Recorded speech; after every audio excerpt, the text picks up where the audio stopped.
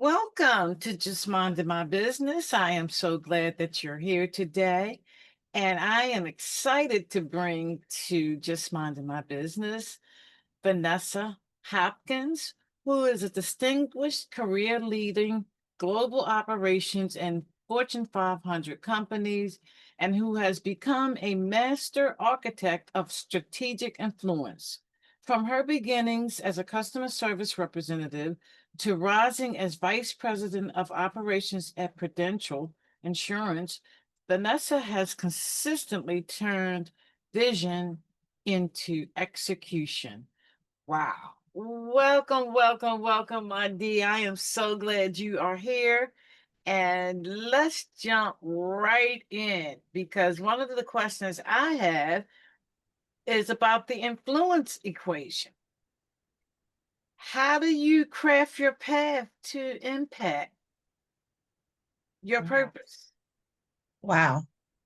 Very excited to be here. Very happy to be on your podcast. So I appreciate the opportunity for sure. The influence equation is my path because it's just my version of School of Hard Knocks turned into a process to help people work smarter and not harder. Mm, Um, it's basically embracing who you actually are, right? Who your strengths are, what you identify, and putting a strategy to that so that you stay in your confidence and you can actually improve in your life and business and career path. wow. Okay. So that was a lot to digest. So now we need to know, how do you do that? So it first starts with being comfortable with what your strengths are, right? And when I say that, first thing people think of is, hey, I'm a great communicator, or, I listen well, or, I am a great, I'm really comfortable with speaking. But it's taking it another step further and really spending time in the moment of why. Why are you a great communicator? Why do you feel comfortable?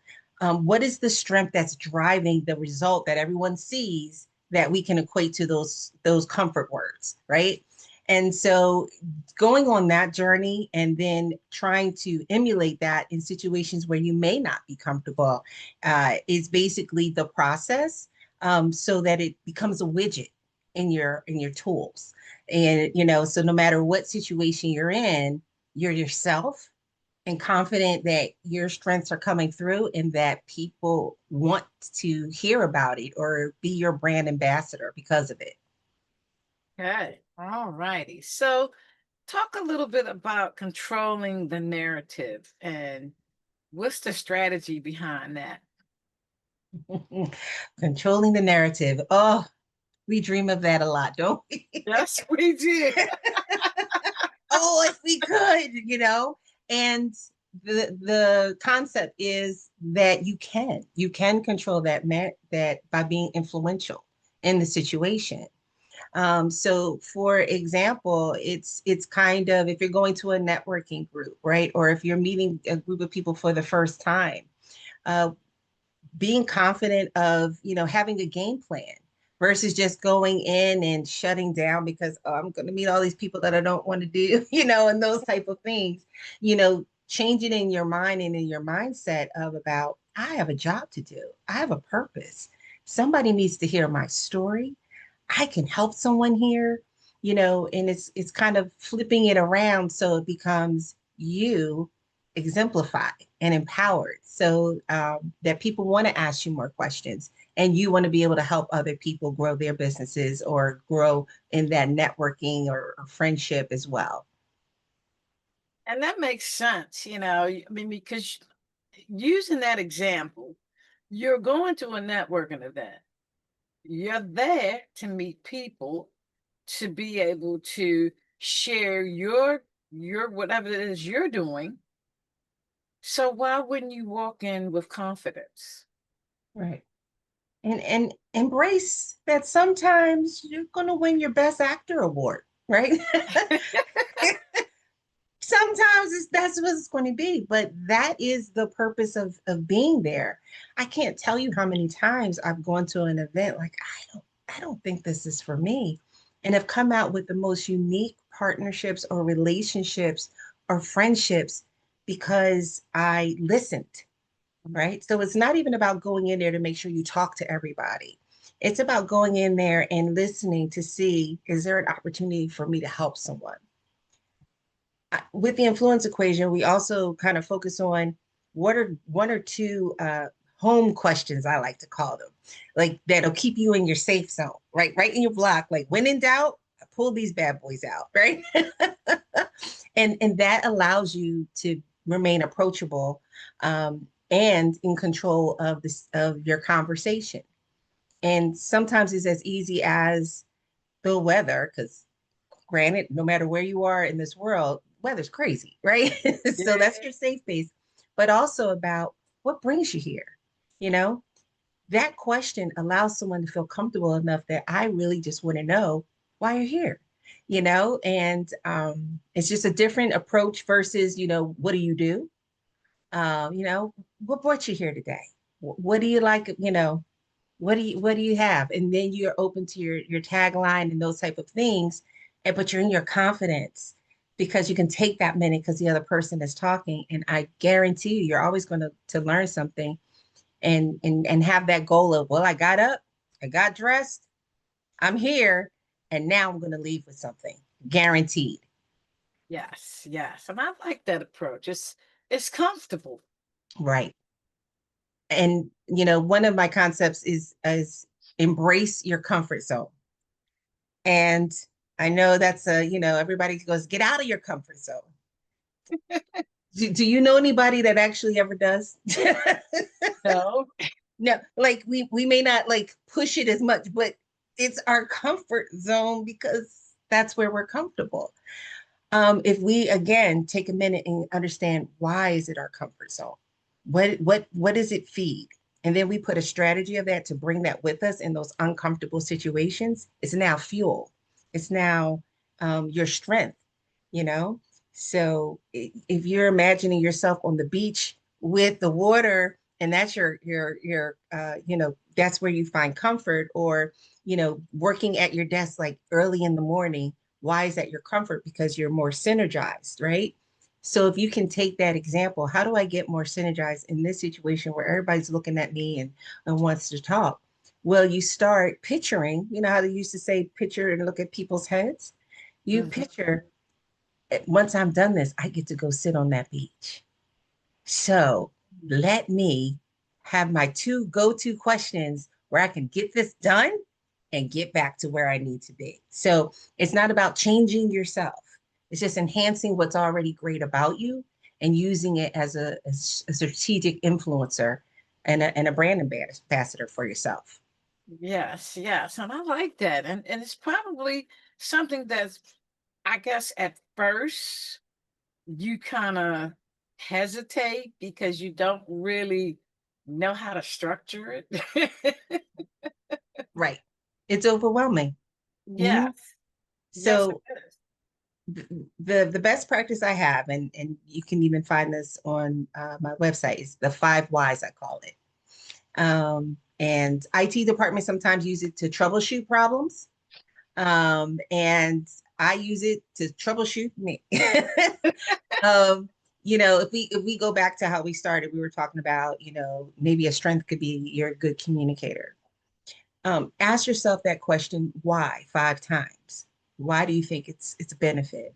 Why do you think it's important? Why is that important? What does it feedback? Why does that help you be at your strength? You start getting very uncomfortable with how you're answering that why, because you're digging deeper.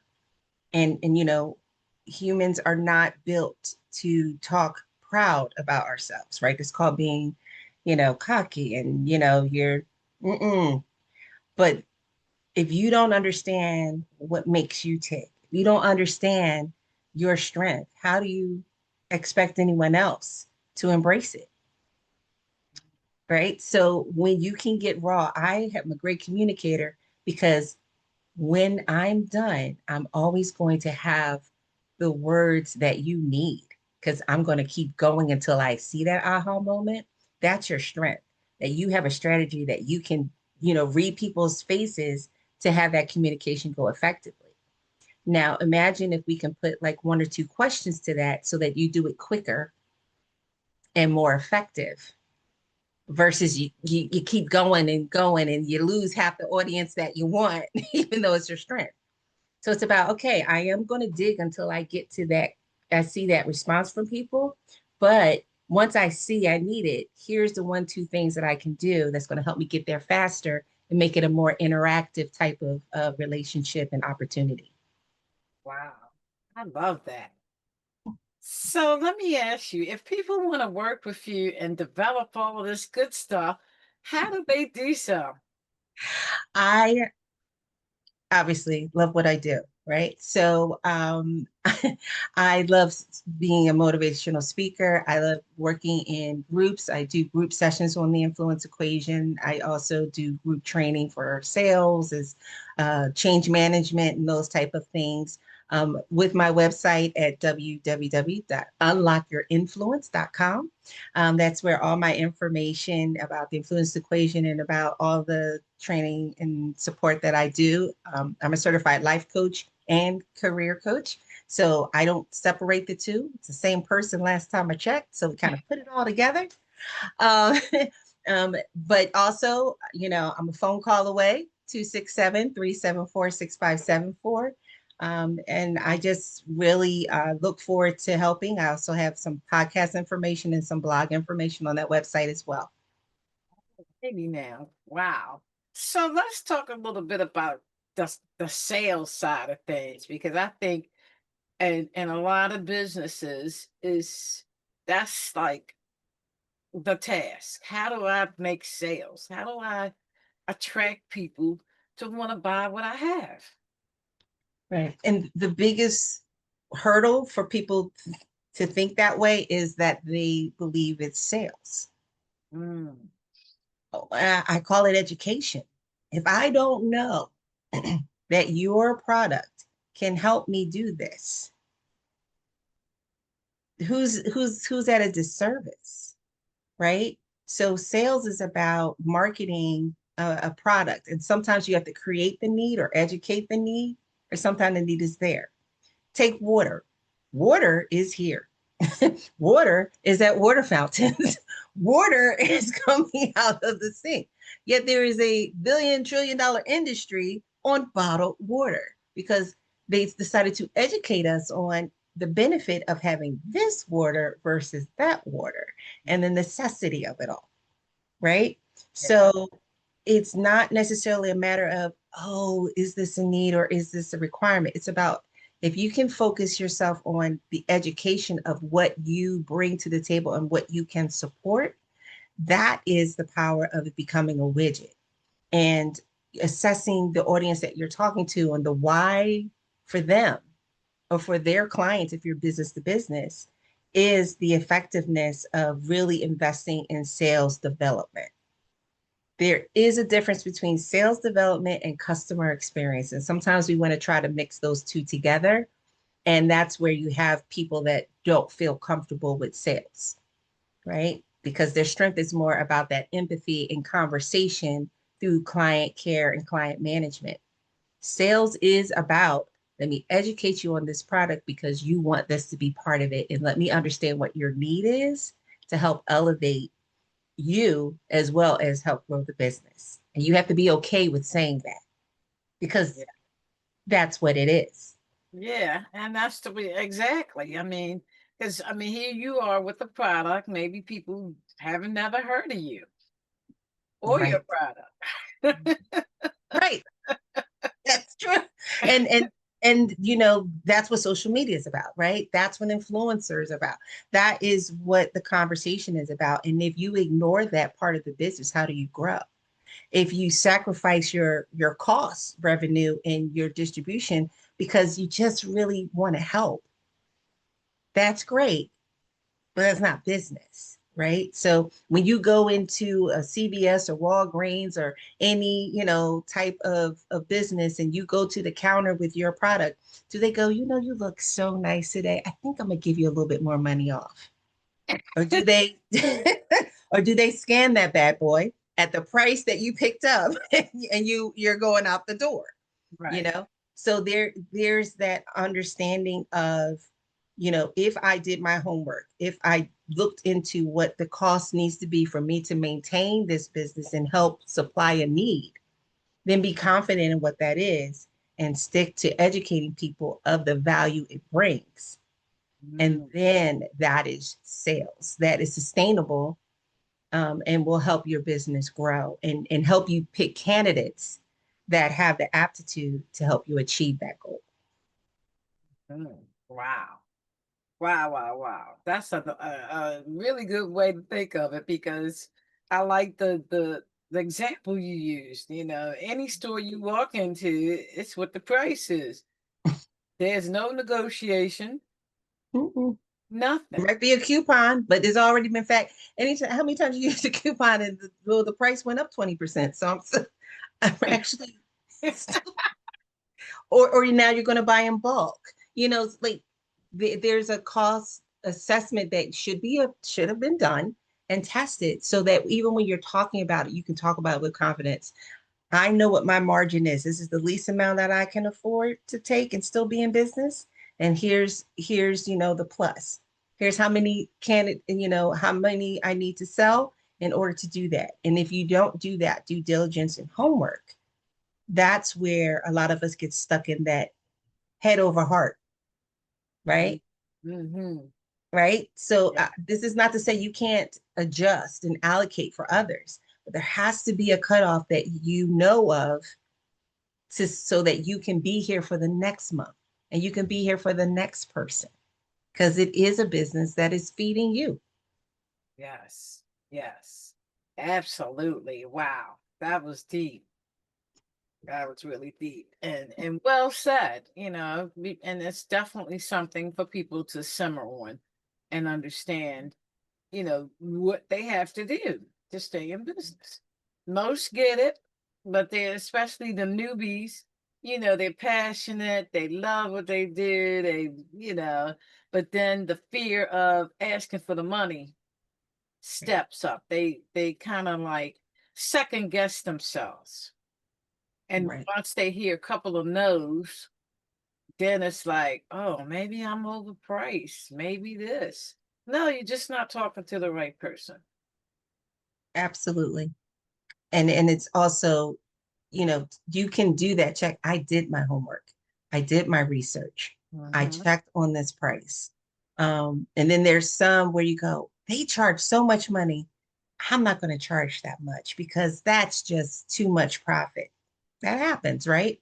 And Yeah. I go, okay, but what kind of clientele are you going to attract Mm. because of your sacrifice? We are in a world where sometimes, if you're way below the average price, something's wrong. Nope. I'm gonna trust that one over there because something's wrong with that delineation. Um, and you don't even realize it. Like, are you kidding? I'm giving even better at a lower price, guys. Nope. Something you can't win that. So it's about doing your homework of what the average cost is. What are your costs? Because sometimes you're comparing apples to apples. Excuse me, apples to oranges on what their overhead cost is versus yours. And like there's so many different factors, so you have to be comfortable with what your factors are in comparison to the market. What do you need to sustain and grow to pay yourself, pay yourself, you know that's a thing, to grow. And when you can get through that hurdle of, and that just makes you a beautiful person. I'm not saying it doesn't, but a business beautiful person is even more exciting. I'm You telling tell you. me. I'm telling you, it's great. So people can get all of that from your trainings. Yes, I have an online and then I also do a virtual or in person for the influence equation. We start by breaking down, customizing what your strengths are so that, you don't have to do that journey alone. We kind of go through it with you. Even on the online one, I do a one-on-one session and along with that module. And then once we have that, then we work on developing what are your strategy questions or your strategy approach to continue to be influential. And we really target like what are one or two instances like, yeah, this is happening tomorrow. I need help. So we really hone in on if you have a networking event that you need to go to, let's put this stuff into action. Or a family reunion. That's just as bad. That's just as challenging sometimes. Or or in a new city connecting with friends or in a new career path, right? Not sure where or what you want to go with. Knowing what you need 60% of your role to be is priceless on you being successful in whatever that new adventure is. And then we kind of go through and role play, continuing to help you have those safe spaces to come through, maximizing your comfort zone in those situations, maximizing your strengths, and be making brand ambassadors is one of the modules as well, because it's more powerful of how people talk about you when you leave the room. So making that influence so that that is the case. I just did a speaking where I did empower your presence training, and it touched me where 4 or 5 people showed up just to support me. I didn't even tell them I was doing it, and they showed Wow. up. And but what is our human thought go? Oh, now I really have to make sure oh my goodness. Versus, and then because I have my defaults that kind of help me get out of that rut, I have my 2 statements that I have to say to myself, like, well, they're here. Now what are you going to do? Because it's game on. And you're going to make sure that they're not, and I have to do my own mantras to kind of get past that human challenge, Yeah. and that is what this enables you. So it's not just one side of you. We're dynamic. We're fearfully and wonderfully made. But understanding and embracing that to use it to elevate your career and elevate your interactions is what it's about. Yes, yes. And speaking is an already nervous situation in its own. Speaking to any crowd. I don't care if you've done it 100 times. That Mm-hmm. first movement to that stage, when you first have to open your mouth, it's like, okay, let this come out. Lord, let this come out right. And you're looking like, oh my goodness. And having to switch to, okay, what is your audience? Like our brains are designed that you can only think about one thing at a time. It feels like you're doing 50 things, but no matter what, one thought is dominating at that time and you get to control it. Right. Yeah. So when you start going down that rabbit hole, it's about, okay, brain, something as easy as look at this pencil. I wonder how it grab something and just change that thought and then come back, because that's what's going to allow you to reset and refocus. Some people go reset by, breathing and then think about the positive. Well, if I could do that, I would have started there. So sometimes it's just survival, right? And Yeah. and the fastest thing is just pick up some a pencil. Okay, this pencil is wood, and yeah, we don't even use pencils anymore, do we? You see how your brain just went? Your Mm. shoulders will come down. I promise you. You will be able to reset and refocus, and then you can get right back into it. I say you let those challenges have a moment, not a day. All righty now. I heard that. And I like how you approach it. It's like, simple strategies that most of us don't even think about. Right. And it's my challenge, from growing up the school of hard knocks was a lot of you just had to figure out yourself. And I have all my degrees, but keep it simple Mhm. because I need to be able to remember it and be able to articulate it in the moment. I'm in here already. Help me. And I found I can give you a structured process because the structure is good. But anybody knows me, structure with a spicy little sauce on the side is where I'm going to come in, you know, right? So, what can I get and grab that I'm going to use again? And that's where it's important to customize to what your strengths are. We are all different. If we put it strategically together, unstoppable, So that's where that absolutely comes from, of just embracing. I'm quiet. Embracing. I don't want to be bothered. No one says I'm quiet, but if they say that about you, you know, I'm quiet. No, you're probably thinking and assessing. So it's about, you can be quiet, but what does your face say? Right? Because the first thing people go by is what they see. Yes. So it's okay to be quiet and not want to be there, but you're just, yes, you know, and you're winning your best actor award. And that is going to get you where you're actually trying to go every time. All righty then. So let's talk about personal values and how they show up in the leadership decisions. Mm. Oh, so much. Oh, so much.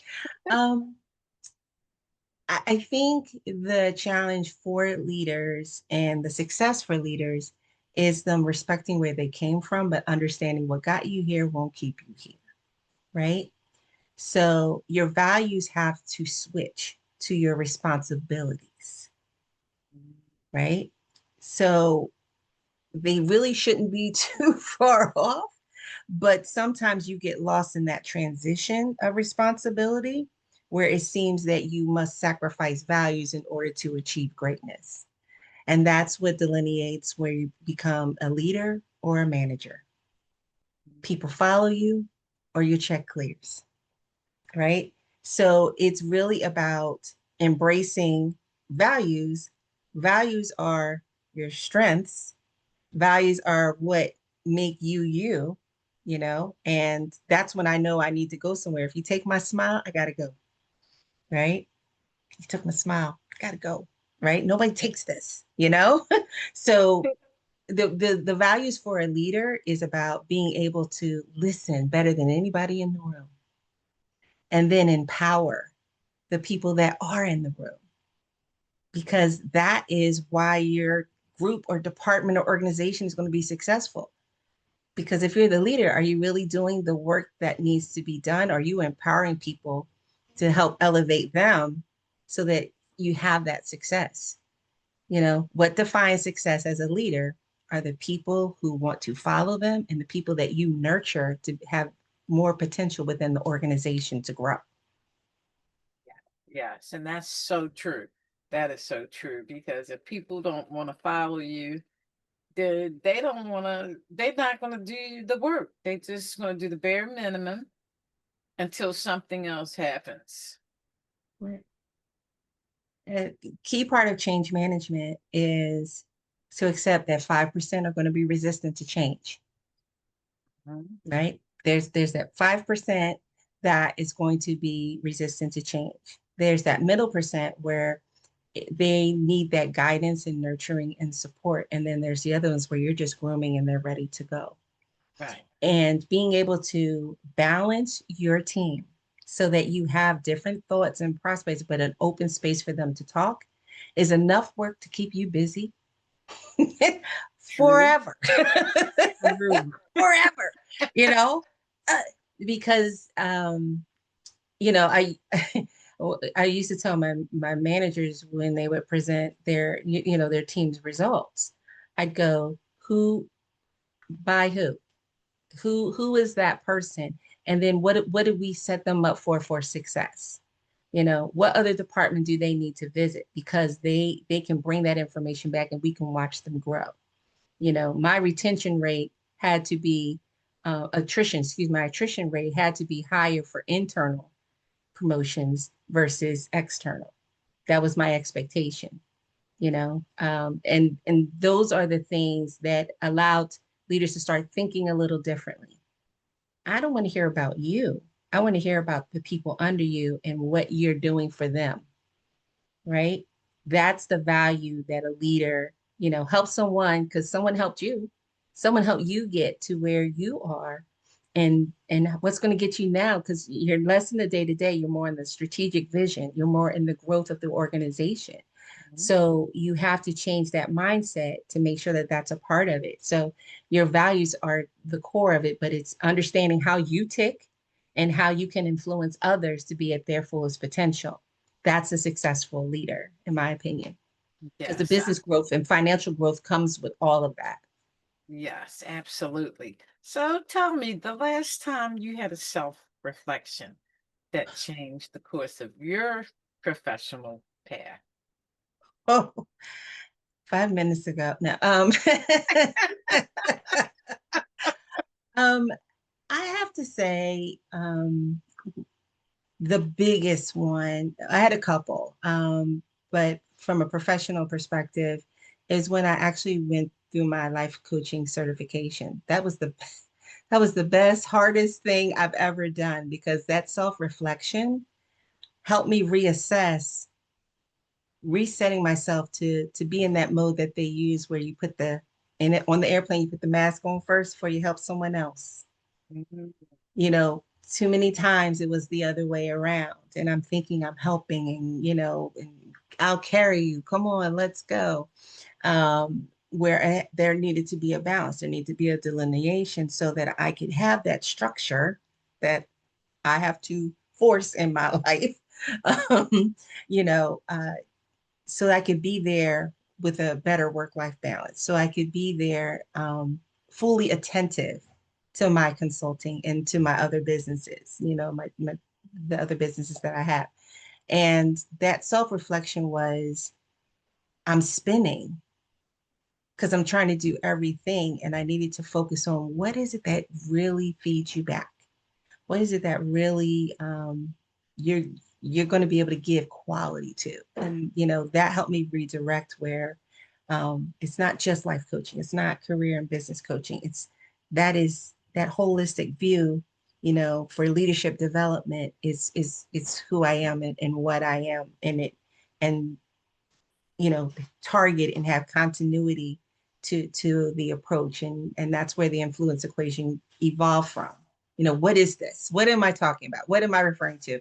And then that's kind of where that grew from. So sitting down and holding myself accountable, which, oh, it's a hard thing to do, but what you do with it is the harder part. Like, okay, yes, I'll be better. What does that mean? Like, well, how do I incorporate that in? So I had to make myself regimented for me, and I do a self check on that now, and even tell my husband, nope, I needed that. I need to go do this for me.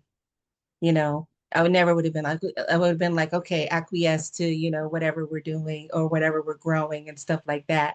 So I think I pride myself more in that self-reflection a little bit more frequently now, to either validate or go, yeah, nice try. You fell right off that boat. Get back on, get back on there.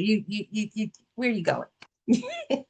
Yes, and that's a hard thing to do, to really connect with yourself and be able to say, you didn't get that right. Mhm. Back to the drawing board for you, my dear. That's a hard, difficult thing to do. Yeah. And your clients will come to you and go, can you, and you want to say yes. And, I do a better job of going CVS, CVS, CVS. And I go, I cannot, but here's what we can accommodate. You let me know your thoughts, you know? Um, And there's all a way in how you say it, and that allows me to have grace for myself, right? Yes. And it is a hard thing to do when I call it that head heart balance again, thinking with this more with this, where it just needs to be a good balance, and I'll be okay. It'll be okay. Then they'll know you still care. They know you're going to do everything you can to help them have that aha moment, but it's their moment. Your moment is making sure you gave them the tools for success. Yes, absolutely. So, one other question for you. What's one of the blind spots that once you uncovered it, expanded your ability to lead? Wow. Um, so many. To find out that I had more than I thought of blind spots. But I think the biggest one I probably learned from the worst boss I probably ever had. Oh, we um, all. right, and it was that everyone doesn't need to be your friend. It's okay for them to be your acquaintance, and it's okay for them to just coexist. You know, everyone is not going to, be on the same wavelength with you. And that was devastating for me because I'm going, who am I? What are you worried about? We can all get along, you know? Competition is just not a high score for me on those assessment tests, right? Going, what's the big, all right, move over. Here you go. You know, Right. have a seat, you know? And in certain aspects, that's not that's a blind spot. That's something that exposed me, and it costs me, and it costs my psyche. It costs my feelings. It costs my anger, and my frustration.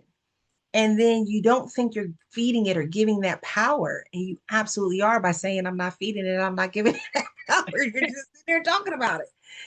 So it was a that was a that is, and sometimes it still is a blind spot for me because I just don't think that way. You're right. But what I do know is I cut that cord a lot faster than I have in the past, and I know that I'm going to be okay. I know I'm going to have a tourniquet for it. And it's about, again, me coming back to set things or mantras that I say to myself. Did I do my brand? Did I come authentically me? What did I need to do better? Because that's there too, you know. And then what's the next step? Because we're not going to do the same thing we did before.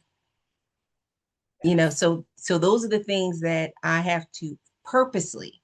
It's not going to happen or automatic for me, but I purposely have to do that. And then I can go, okay, all right. And then I allow it to be your issue and your blind spot versus mine. Yes. And it's always better than the other cord. Not yours. Right. And I go, I'm good. But what I won't do is expose myself to that again. So we're good, but I'm gonna be over here and know that, there's no need for negative. Because that's not me. That's me feeding your Right. challenge, right? Exactly. That takes practice Yes, sometimes, it does. but but that's where you give yourself a cheat sheet to make sure that you're enjoying your day and empowering yourself, and you're going to be okay. Again, back to only a moment, not a day. Love it, love it, love it. Wow, Vanessa, this has been the bomb.com to say the least. Again, how do people connect with you? I am waiting to connect with everyone. So feel free to reach out to me, either my website at unlockyourinfluence.com. My number is 267-374-6574. But reach out to me.